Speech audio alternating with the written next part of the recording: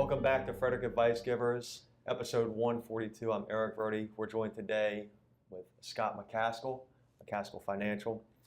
Scott, great guy, sitting here in the heart of downtown Frederick. You are a great guy, man. Thanks, I appreciate it. You're married to a lifelong friend of mine. Yep, exactly. All right, so Scott owns his own company here in downtown Frederick. He was just awarded Best of Frederick. What was the category? Best of Frederick for financial planning. Financial planning, beautiful. And then he's also on your drive time radio at WFMD, I think a 4 o'clock hour and a 5 o'clock hour. Every day at 4 o'clock and 5 o'clock. Yep. Awesome. So we're sitting here, going to learn a little bit of financial advice. We can't get too far into that because of regulations. Sure, it is what it is. But I really want to focus on the business aspect and his growth today and how he helps the Frederick community gives back to Frederick. But Scott, before we get into the interview, tell us about yourself, your origin story, and how you got started in business. Sure. Well, brief history of me, I guess. I was born and raised just outside of Ottawa, Ontario, up in Canada. Went to college in Vermont with a math and physics major, and then after school moved down to the DC area for work and been here ever since, I guess you could say. And then from there kind of branched northern, I guess you could say, from DC up to Gaithersburg, up to Newmarket, and then into Frederick, where we've been ever since. So yes, I promised my mother-in-law we would never leave Frederick because my wife is born and raised in Walkersville, so We'll be here for life type of thing. As for the business side of things, I'd always been interested in investing and finance. I think I purchased my first stock with the help of my dad when I was 12 years old in the company he worked for. So I always kind of had that investment mentality, I guess you could say. So then going through school, I had the opportunity to work on an investment committee or investment club where we competed against other schools. This was in the 90s during the dot-com era, and our portfolio focused on new upstart technology companies, so it was perfect timing, and actually we achieved pretty well. And as a result, I started to get offers in the financial industry, and that's kind of led me into the career that I'm in now. Awesome. So how did McCaskill Financial come about? Sure. Well, a brief history of, I guess you could say, our office. Our office started as Voso Financial Advisors back in the 80s. So a lady by the name of Deborah Voso started the firm as a sole practitioner, just like me. And then she grew the firm over time. I started my career down in Bethesda with a different firm, but that was going more the corporate route. I was looking to become more independent. So Deborah and I were introduced to each other. It was kind of the perfect fit. She was looking for a number two. I was looking to join a more independent firm. I think if I remember correctly, we interviewed on a Friday morning. She offered me the job Friday afternoon, and I started Monday type of thing. So it was kind of a perfect scenario. And then eventually Deborah retired.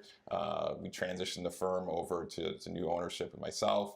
And then in 2011, we retired Voso Financial Advisors. So the company was on its 30th anniversary, so it's a good time to retire that company. And we started McCaskill Financial, which is what we are today. Awesome. So tell me the difference between McCaskill and if I go to an Edward Jones. Sure. Or Wells Fargo, one of the bigger.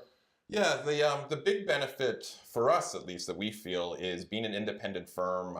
We have the ability to do what's best for our clients, and we don't care which investment company we work with, what product we use, what strategy we're going to implement. The goal is really achieving what's in the best interest of the client, which is very important. When you start to deal with some of these larger corporations, I guess you could say, they're goals are somewhat biased towards the company rather than the client. So we prefer being independent because that way our advice is completely unbiased. Right. Yeah, I see that in my industry every day. Is the bigger firms, where is their allegiance to? Is it to the bigger firms or is it actually to the client? Well, they've got corporate executives that need to compensate, shareholders that need to make money. So their goal is the bottom line, whereas for us, our goal is really taking care of our clients. Right. All right, so I know the main reason why you chose Frederick is because of your lovely wife. Yes. But give us a background. Like, what do you love about Frederick? What really drew me to Frederick was the kind of the small town feel of Frederick, but access to big city life. The joke I always have with Frederick is that at Frederick, you're close enough to everything, but also far enough away from everything. If you want to go to Baltimore to see a baseball game, you're 45 minutes away. If you want to go see a museum in DC, it's an hour away. But if you want to avoid all the traffic and the headaches, you can find a lot of great resources and great companies here in Frederick. Yep, absolutely. All right, so the next two questions are meant to loosen up the interview, to make you seem more human than this Guru, financial advisor, Sure. Master Frederick. All right, so what's the last purchase that you splurged on, Scott, either for yourself, your family, or your business? Ooh, great question. I would say the last big purchase I made was I bought myself a new watch. Okay. My wife jokes that I have too many watches, but that's kind of my little collection I guess I have going. So I try to buy a watch during life events. Like my Okay. first watch, which I'm actually wearing today, I purchased when he became a partner in the firm. So I said, okay, that's a good way to remember each time I wear it. I remember that, oh, this was something that was a life-changing event for me, and it's a good way to kind of look back on it. So every time I go through one of those life-changing events, I like to kind of get something just to remember it. That's pretty cool. Yeah. That's a good way to, memorialize the Yeah, event. this is my thing, you could say. Right. My wife says I have too many life moments apparently now because the watch collection's getting a little large. Yeah. All right, so what hobby or interest can you spend hours doing outside of work? Great question. I would say my two athletic hobbies right now are hockey and golf. It's getting into Ice golf. hockey or? Ice hockey. Okay. Yep. Grew up playing hockey. Actually went to college playing soccer, so I gave up hockey for a long period of time, and then had some friends convince me to get back into hockey. So I've been doing that for about 5 years now. So that's good exercise, good camaraderie. It's a fun group of guys. And then golf is just something. My dad grew up playing golf. He was a caddy when he was a child. Went to college to play golf. So when we were kids, he used to cut off his old golf clubs in half so we could play. And so golf's something I've been getting back into as well. So I'd say those are kind of two hobbies I like. And then trying to stay educated on financial matters going on, different things in the world. I'd say that's probably my other hobby. Cool. All right, Scott. So when you wake up in the morning, owning your own company, the buck stops with you. Yep. Right. And I'm sure you're answering calls from clients and staff and everything at 6, 7 in the morning or 7, 8 at night. What inside you keeps you motivated and keeps you going instead of just going to a big firm and just being, a financial advisor with a nice salary?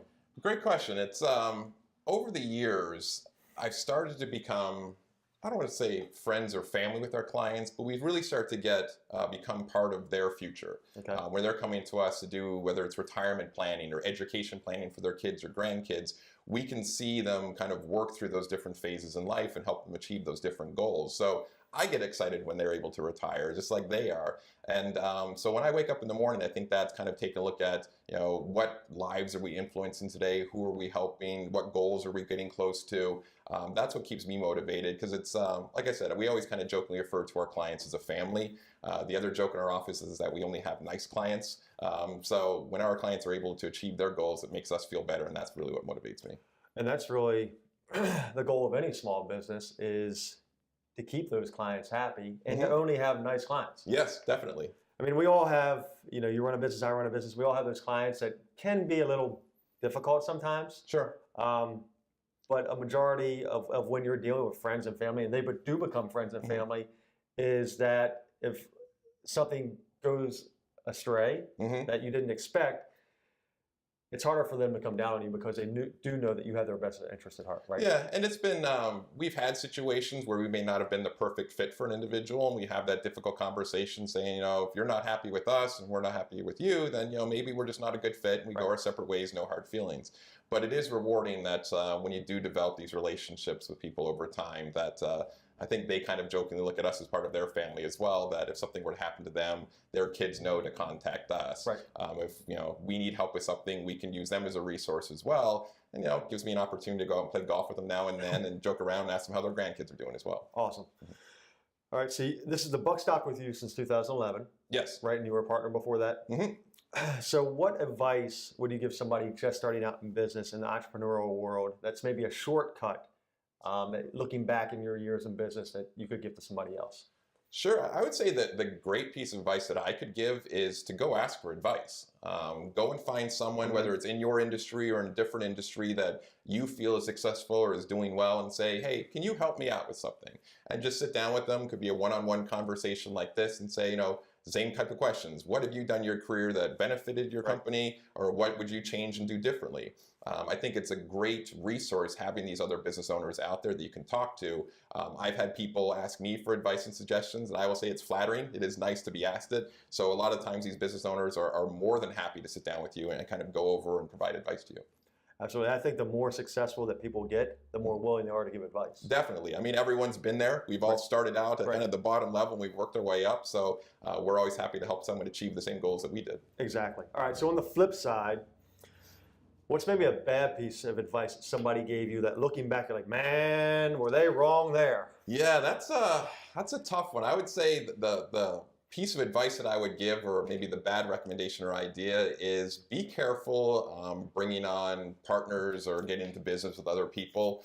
If you've done a great job in building yourself and building up your company, letting someone kind of, inside the castle walls Right. can be challenging sometimes. And a lot of times it's a great fit and other times it doesn't work out so well. So if you're doing well on your own, don't be afraid to continue on your own, get some help, get some suggestions, but bringing on that individual, that could be a little bit challenging sometimes. So keep it close to the vest. Sure. Cool. All right. So in the last 3 years, what's one pivotal moment or one decision that's led you to where you are today and sitting across here doing an interview? Wow. The last 3 years, that's kind of difficult. I mean, I would say probably going back later, my decision to go more independent, I think, was a big influence in my life. It was a difficult decision, but it turned out to be a great decision overall. Right. From there, it's the hard work, putting in the extra hours, the commitment to the company, commitment to my family, and commitment to our clients as well. It takes a lot of work and a lot of effort, but it definitely pays off in the long run. Cool. All right. So you're episode 142. Mm-hmm. I've sat across the mic 141 other episodes, talked to That's impressive. 141 other entrepreneurs and business owners. I take bits and pieces out of every interview, and I learn and I help grow my business and my organization from learning from you guys. Okay. So I want to flip the script. Sure. And I want to have you ask me a question. Can be anything, personal, business, whatever. Good question. I would say the question I would ask was similar to what you just asked me. What would you say were the things that worked best for you in developing your business, and then things, if you could go back and change, what would you change? So I'm putting you on the spot. the best thing is I early on found a mentor that helped teach me business the right way. Great. And that also, like our whole business is built on relationships. Okay, we're not built on sales. No, exactly. There's a quote from Dan Kennedy that says, professionals focus on relationships, amateurs focus on sales. And it's that lifelong relationship that you can forge with your clients that, like you just said, do Sure. become friends. Yeah.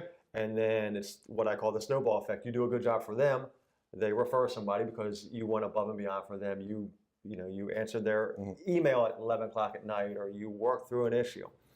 A bad piece of advice that I got, or something maybe I would have done differently, is I would have hired a right-hand man or woman, in my case, probably sooner. Okay.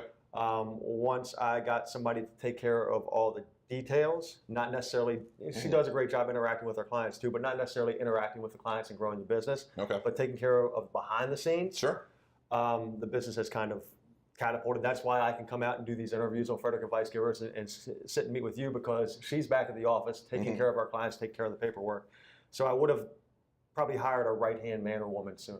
I would say I agree 100% with that. The most valuable part of our company, I feel, is our staff. I mean, Right. They take care of not only the clients, but also take care of me to make sure that I'm on top of certain tasks, taking care of the goals that we're working towards. So, the staff are worth their weight in gold. Exactly. We appreciate everything they do. Exactly. All right. So what failure or loss has helped mold you for success? And let's be kind of specific here. More importantly, being nominated and chosen as this year's Frederick Magazine Yeah, it was Financial Advisor of the Year. Yeah, it Best of was a huge honor, definitely being named Best of Frederick. In previous years, we've always been kind of in the top 3, so we've always been somewhat recognized. But for this year to become number 1, it was a kind of a humbling experience, I will admit, but it was very rewarding. We were very proud of it also. What it kind of goes back to is it's kind of Frederick, the community, recognizing the hard work that we do, taking care of our clients, and also our involvement in the community with different organizations. So like I said, it was definitely a humbling experience, but something we were definitely proud of. Cool.